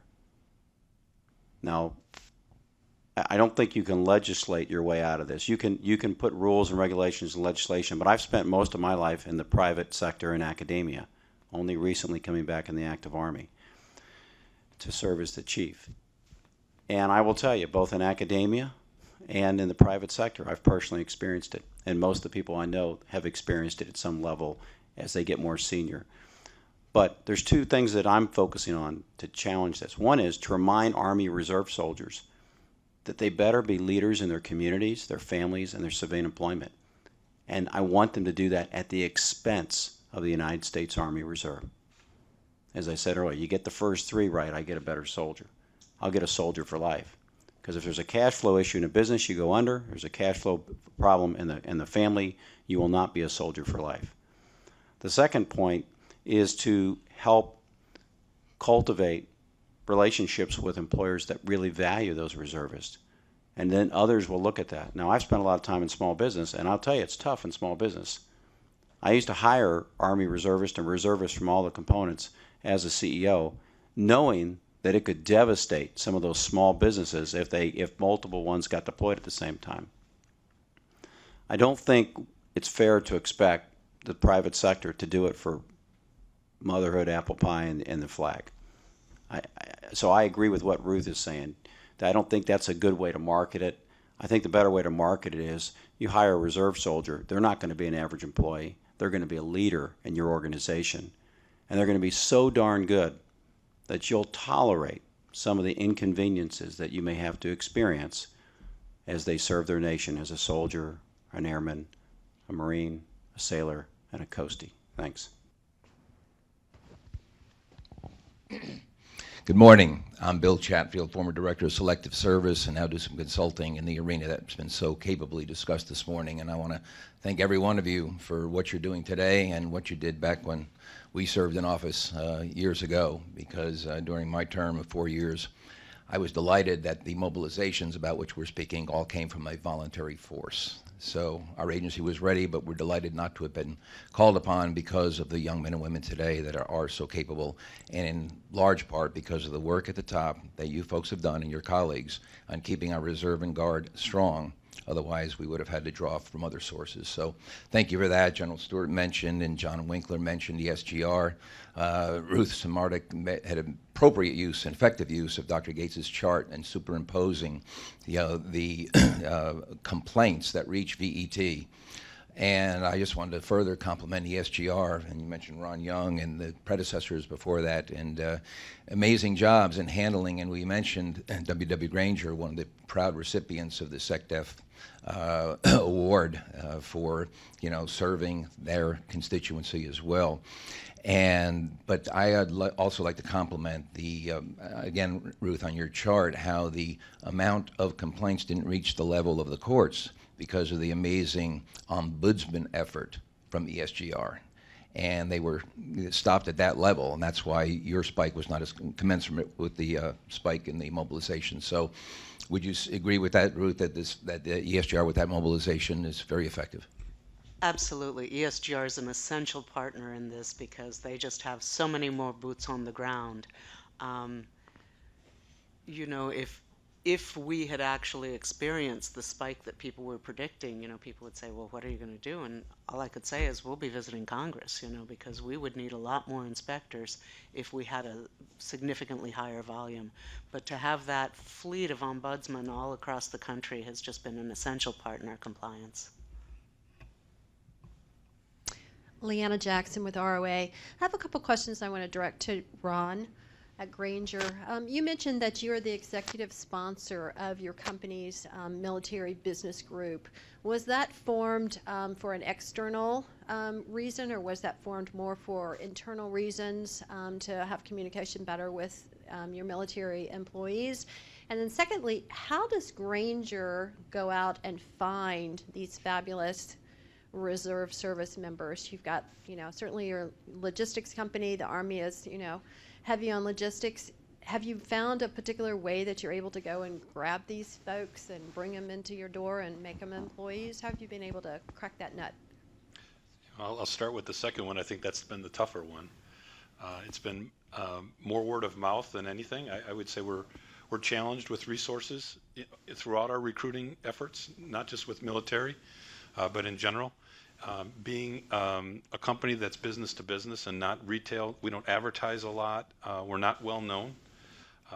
Most people who do business with us don't even realize they do. We're just more behind the scenes. And that's why I introduced us today. Even though we actually do over $1 billion of business with the government. So most of that's with state and local versus federal, but it is a challenge, and I would say it ends up being more word of mouth. We have resourced at more senior levels in our HR organization around staffing specifically tied to the military, but it remains a challenge for us. And I mentioned earlier some of our communication challenges with converting, you know, the resume of a talented reservist to what jobs might be available in our company, and you know, finding people like Shannon and others in the company, and so this goes, I guess, to answering maybe at the same time your first question.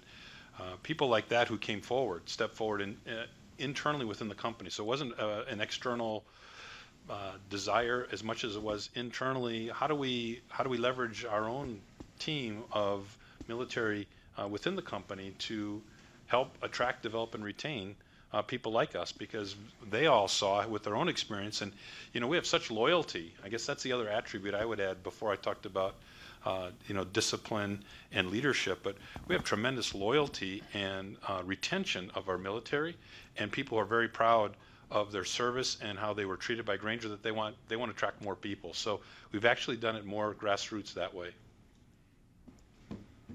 Before we go to the next question, I would just like to acknowledge that we have two people from ESGR present today. If they just identify themselves. Maria Balaki is here from Yellow Ribbon. Hi. And Dan Allen as well. Okay, so glad you're here. Karen. Steve Dalzell from American University School of International Service. Following up on General Talley's last comment with a question for the RAND team, is one of the premises of the employer partnership program was that if you started with an explicit partnership and a view of developing a dual career path for the individual as a soldier and as an employee, that you might better weather the obstacles that you'll run into with deployments and other issues that come over the long haul with that relationship. I wondered if the study looked at the employers that had partnership programs in place with the military or otherwise had complementary interests in development versus other employers that don't have that kind of a relationship. That's a great question. The survey unfortunately didn't ask whether the employers were part of any of these programs, although they did ask if the employers were aware of the programs. So we weren't able to look carefully at those relationships, but the responses that we were able to analyze are consistent with that perspective. When the employers have a close relationship, it tends to promote the communication that helps maintain a robust relationship and avoids some of the USERRA problems. Again, I think it's critical to emphasize that employers expressed problems when there was a breakdown in communication or when they felt they were being taken advantage of by the service member in terms of continual activations and such. Good morning. Besides being a 27-year veteran of the United States Coast Guard Reserve, I'm also in a reserve and a volunteer capacity the State Ombudsman Director for the state of West Virginia Committee for the ESGR. And a question to the General is, how do we get around? I know that a lot of the complaints I get from employers tend to be folks who are gaming the system, folks who do that voluntary and involuntary deployment, especially in an economic downturn where the job they're at might be making half of what they're making when they go on active duty. They've done 2 deployments, they've done 3 deployments, they get it, they don't tell their wife or they don't tell their employer, and they say, I got to go, I've been called again, I got to do it. Is there a way to fix that mechanism so it's a little bit more transparent?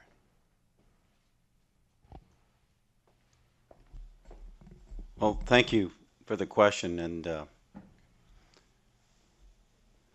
I think the way that I can only tell you how I'm dealing with it. I don't think it's when you look at the size of our organization, it's not from a statistical perspective, it's not a huge problem. But it doesn't have to be a huge problem to create a huge perception problem. And so one of the ways that I'm looking at it is one of the advantages of being the component chief as well as the CG is I have the authority. If I can't do it as a CG, I probably have the legislative statutory authority as the CAR, which is kind of nice. And so I'm changing policies in the Army Reserve. So for example, we have access, I can see everybody in the Army Reserve. So I just look, how many folks are doing tours? I mean, I've got a staff that can just look at that. And what I look for is, we can quickly see, is it an involuntary mobilization or is it a voluntary mobilization? In a matter of seconds, I could just put in certain, from a business perspective, cost drivers or analytics that I want to see, and I say, okay, I want to see how many folks out there in the system have done more than, 2 deployments or 3, I won't even call them deployments, active duty stints, tours, because we call these folks tour babies. That's the term we use, which is not generally flattering. And how do I find the tour babies and help mentor, coach, and teach them so they can understand how to be better family members and employers? And so we run those numbers and we get those lists, and then I apply pressure as the CG, okay, on those commanding generals in the field and their command sergeant majors to basically educate and inform them. And that's been fairly successful. Now, here's the message that I've gotten some hate mail on, to be honest, is what's the difference between a sergeant and a general in the Army Reserve? Nothing. You come on active duty and you serve the needs of the nation, and then you go back. And it's once every 5 years. Now, what's happened is, to defend some of the tour babies that are out there, because my goal is to kind of get rid of tour babies, because the perception they're causing is we actually created the tour babies. How did we do that? The demand signal was very high for the Army for the last 12 years. Since most of those technical enablers in the Army Reserve was spinning nonstop. I think by OAF 2, we had completely burned through the entire Army Reserve, which is pretty big, as I mentioned earlier. So what we've done is we created conditions that said, Jimmy, we want you to step up and volunteer because you love your country and you love your unit. And Jimmy did that. And Jimmy did that not twice, 3, 4 times. I think the record I've seen is 7 in the Army Reserve. And unfortunately, the way that was communicated to the family member or to the employer wasn't always the best way to communicate it. And I would argue we should have told Jimmy, maybe after the second time, Jimmy, thanks for volunteering again. But what happens is we destroy his commercial marketability. And a lot of them like the money. So let's say you're not making a lot of money in the private sector. You make more money on active duty. Or maybe I'm working for Granger and, I'm double tapping, so I want to double tap you 3 or 4 times. That's unethical and that's unprofessional. And unfortunately, we have folks, the Army is part of our society, and sometimes we get some folks in our organization that want to take advantage of others. And so from a CAR perspective, I can change policy. From a CG perspective, I can monitor those numbers. And that's exactly what I'm doing. And then we reach out to them. You thank them for multiple volunteers. Explain to them that you fail as an Army Reserve soldier if you don't have a stellar, superior career in the civilian sector. And that's the message that I'm pushing, which is a very different message in the Army Reserve. If you are not having success in your family and in the civilian sector, you cannot be a successful Army Reserve soldier. Because I don't want you to sacrifice your family and your civilian employment and to be a tour baby at the expense of others. And so that's how we're doing it. I don't know if that's a good answer, but that's what we're doing. Major General Raz Wolf, Army Deputy G1. Quick question for Ron and then quick question for Barbara. First of all, Ron, thank you for being a model employer. But when you have a MacArthur Award recipient, that makes it a little bit easier because that's truly the best of the best. You mentioned that you're in the CFO world, not necessarily the human resource world. Cirrus Holding Group actually has a dedicated military recruiting group, and they have a data system where they can track every reservist who's just come back from a mobilization, who's within a 90-day window, and who's currently mobilized. And actually, that individual can get up and almost give a morning report on what the status is of the reservist, 2-week annual training tours. They've even got down to when their employees' drill weekends are. It's phenomenal. So that might be a helpful model for y'all. But thank you for what you're doing. Thank you. I appreciate that feedback. You're welcome. Barbara, quick question for you. Kind of a human interest question, maybe. How has being an Air Force Reserve colonel informed what you have done in your civilian life and impacted your relations there working with other companies? It's been helpful.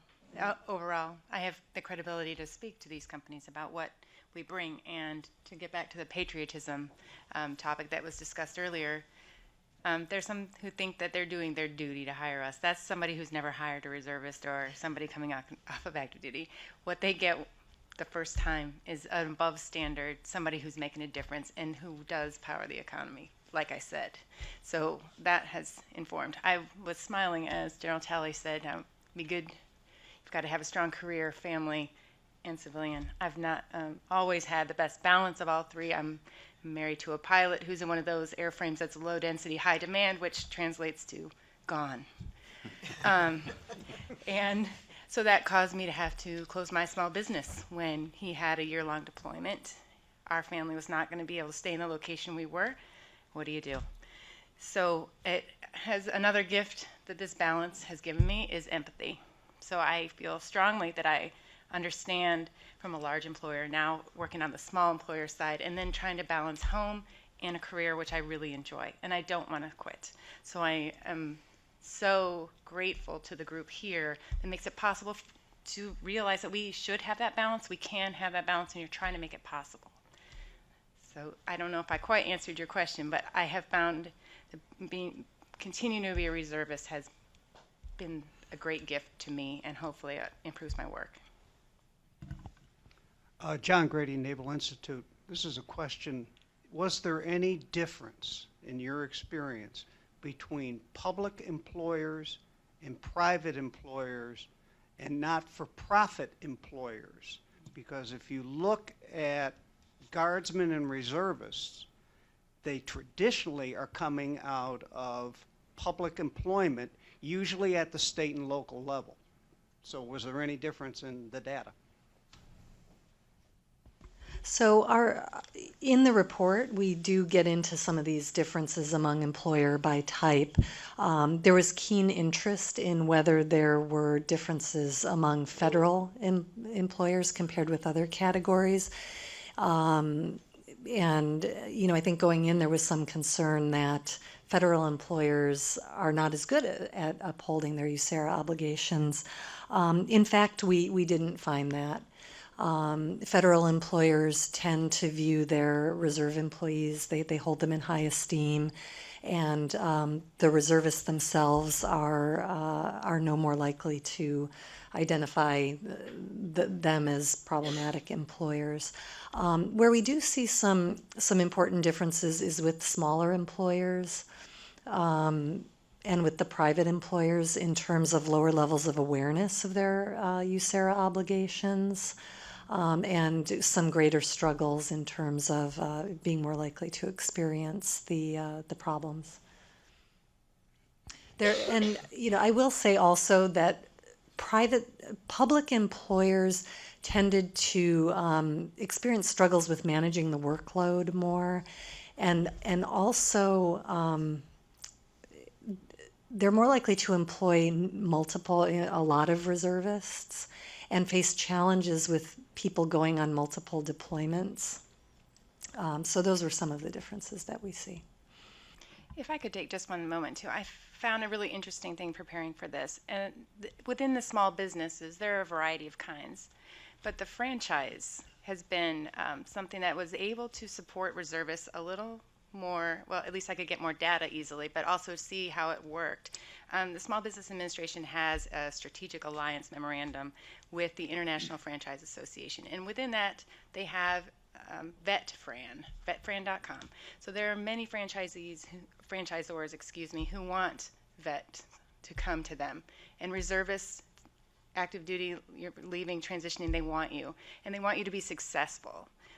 It came up earlier, sir, when you asked what makes the difference, what's the thing that employers want? Well, those franchisors love that you've got military who are trained way beyond what you'd measure in education outside, the responsibility they've had, the ability to follow procedures and understand systems and execute a plan.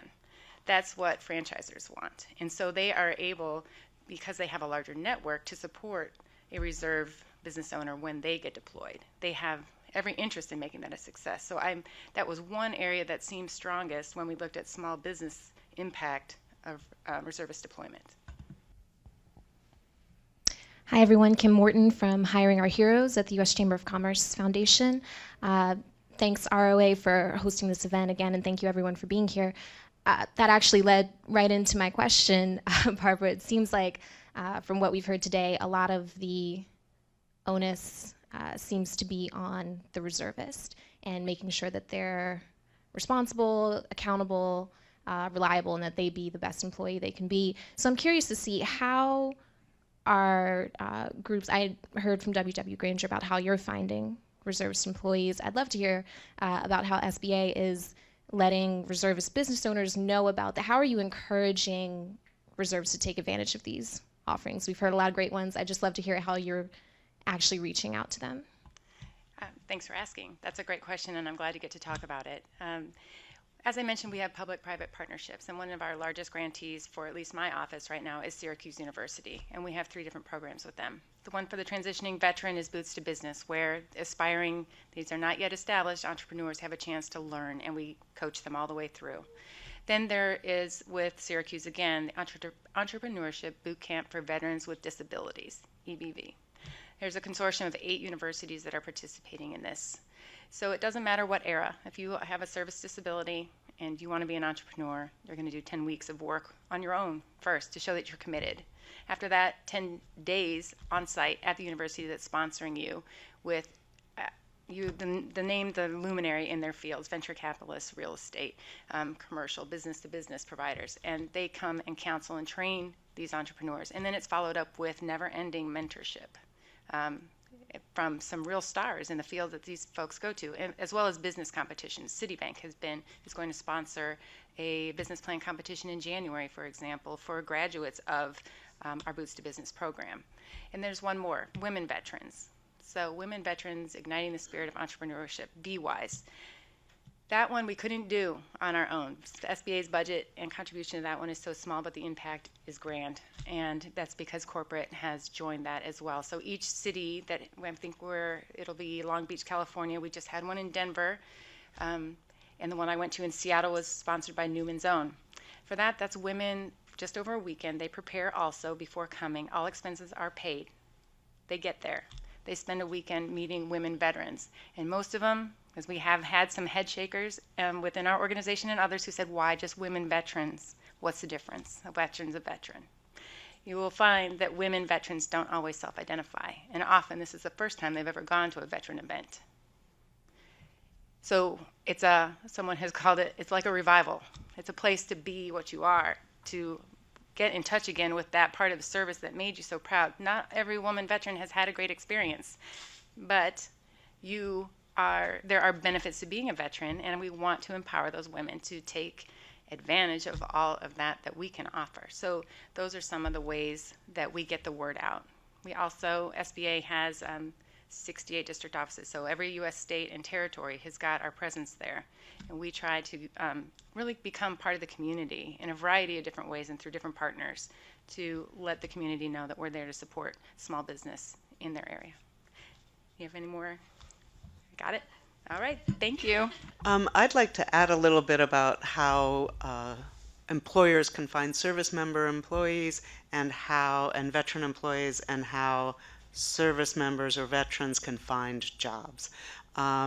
The federal government sponsors the American Job Center Network. There are roughly 2,600 centers throughout the United States. So they're in local communities. There are job banks in each state that have veterans priority of service for all of the jobs that are listed. There's some question about how useful this prioritization is on an online resourcing, but any veteran that comes into an American Job Center nationwide gets priority of service for employment counseling, employment training. Many of these centers have veteran employment representatives funded by my agency, who will provide specialized services to those veterans most in need of assistance. And employers can go to the American Job Center near their community to try to work with those people at the center to try to have them identify qualified veterans for their jobs. Tony Reed, I'm the Army Reserve Ambassador for state of Virginia. One of the most innovative, creative ways of training soldiers, particularly in this period of constraints and budgets, came from General Talley. I wonder, General, if you would just elaborate a little more on your coupling civilian needs overseas with the need to train our soldiers, and how that funding works. Well, thank you for the question. The first thing I always want to start out with is it's legal and it's ethical. Because I remember when I was my first meeting with General Rodriguez, who's the combatant commander of AFRICOM, he leans over and goes, "Jeff, is that legal?" Yes, sir, it is.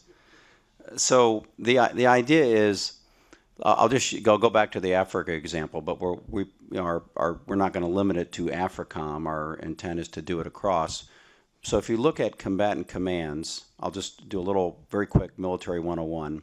As I meet with combatant commanders and their command teams, and we use the strategy that the Army lays out of prevent, shape, and win, combatant commanders will tell me, and every time they've consistently said the same thing, we never want to win.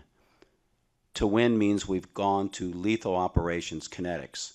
What we want to do is prevent and shape the operational environment within our battle space so we never have to use lethal force. Now, when you start looking at how do you do that, how do you prevent and shape within an area of responsibility, that mission is perfect for combat support and combat service support, particularly the Army Reserve. So going back to Africa, one of the things that I looked at was there's 54 countries, and not to get too off on a sidebar about water, but water is an issue that's critically important to security globally, especially in the continent of Africa. And so there's an organization called waterpartnership.org, which is a not-for-profit, and they can take money from anybody, the State Department, the private sector, I mentioned Coca-Cola earlier, and they do water projects.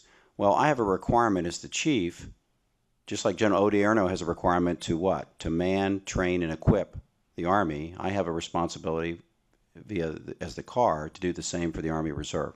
So we have to do Title X training for the Army Reserve every year to make sure we're ready.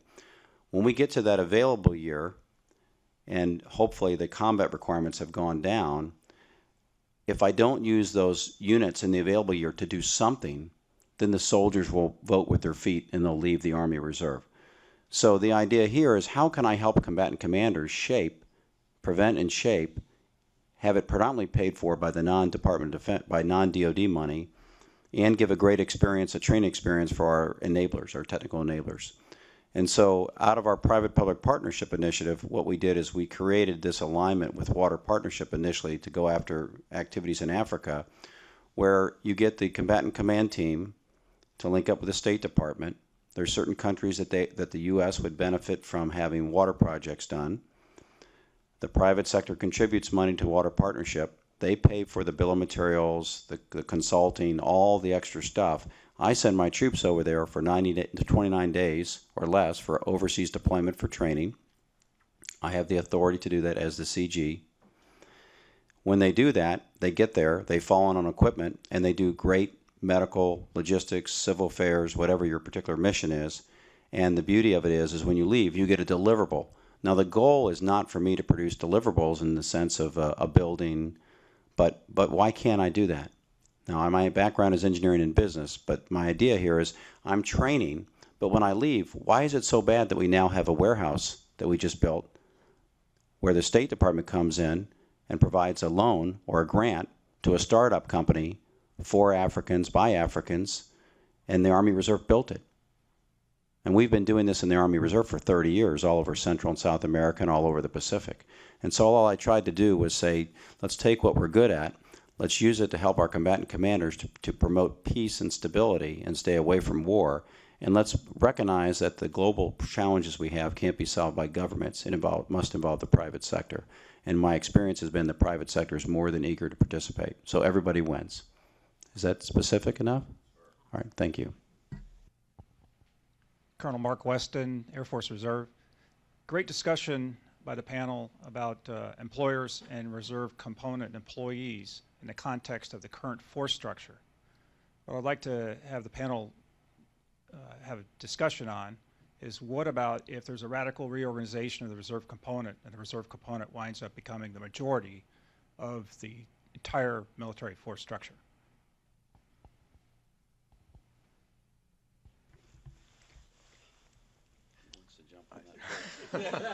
Ladies first. All right. General, I think you're closest to this issue. Well, I think the first way I'll respond is that won't happen.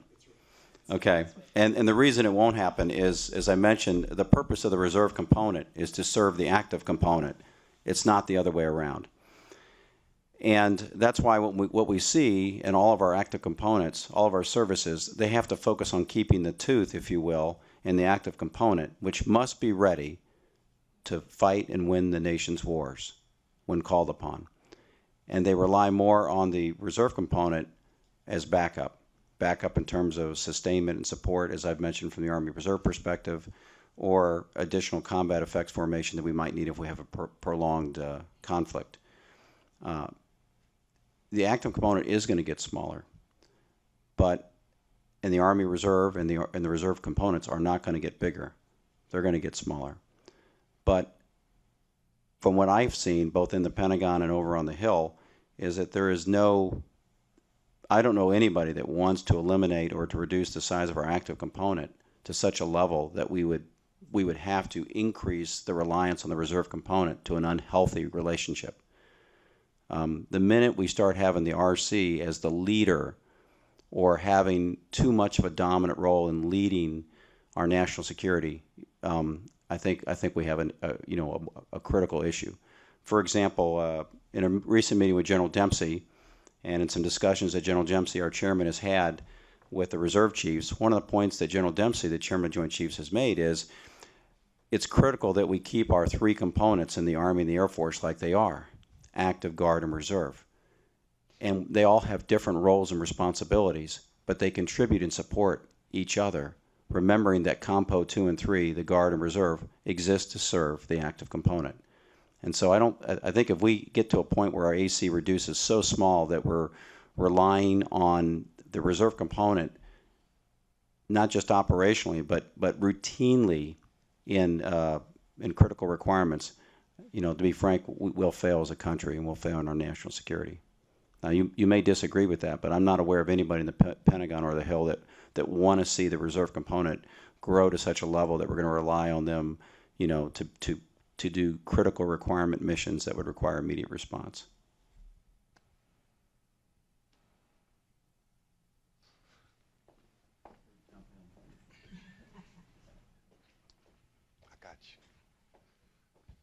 Now, just a quick question for the Colonel, or Jimmy, possibly you.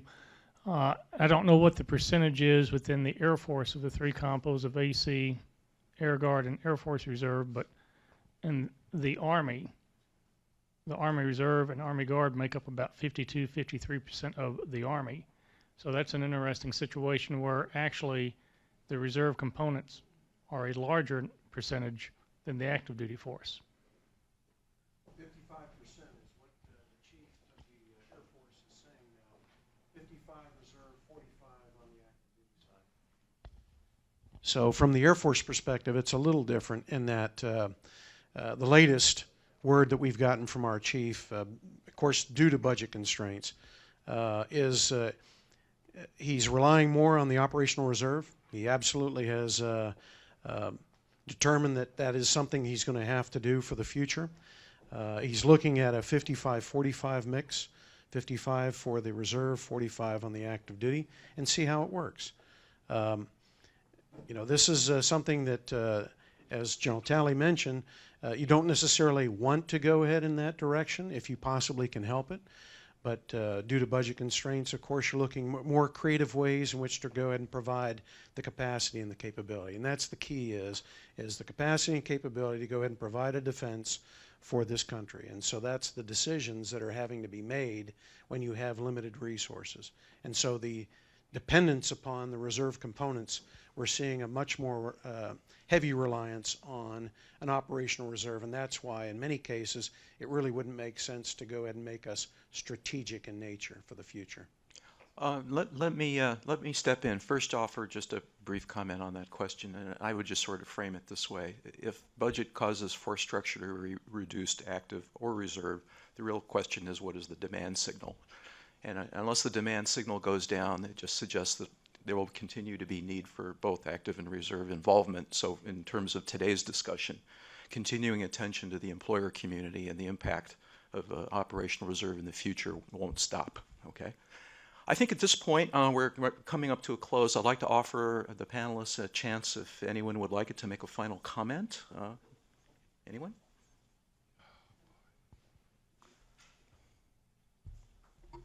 I'll just end with a short statement. To be a successful Army Reserve soldier, you must be a leader in your family, a leader in your community, and a leader in your civilian employer. You must be. You cannot be a good Army Reserve soldier if you're not a leader at home and in your community and in your civilian employer. Thanks. Well, I already put in a plug for the America's Job Center. We have to have something at the community level where people can go to get employment assistance and for employers to go look for qualified employees. So I again want to highly recommend the American Job Centers.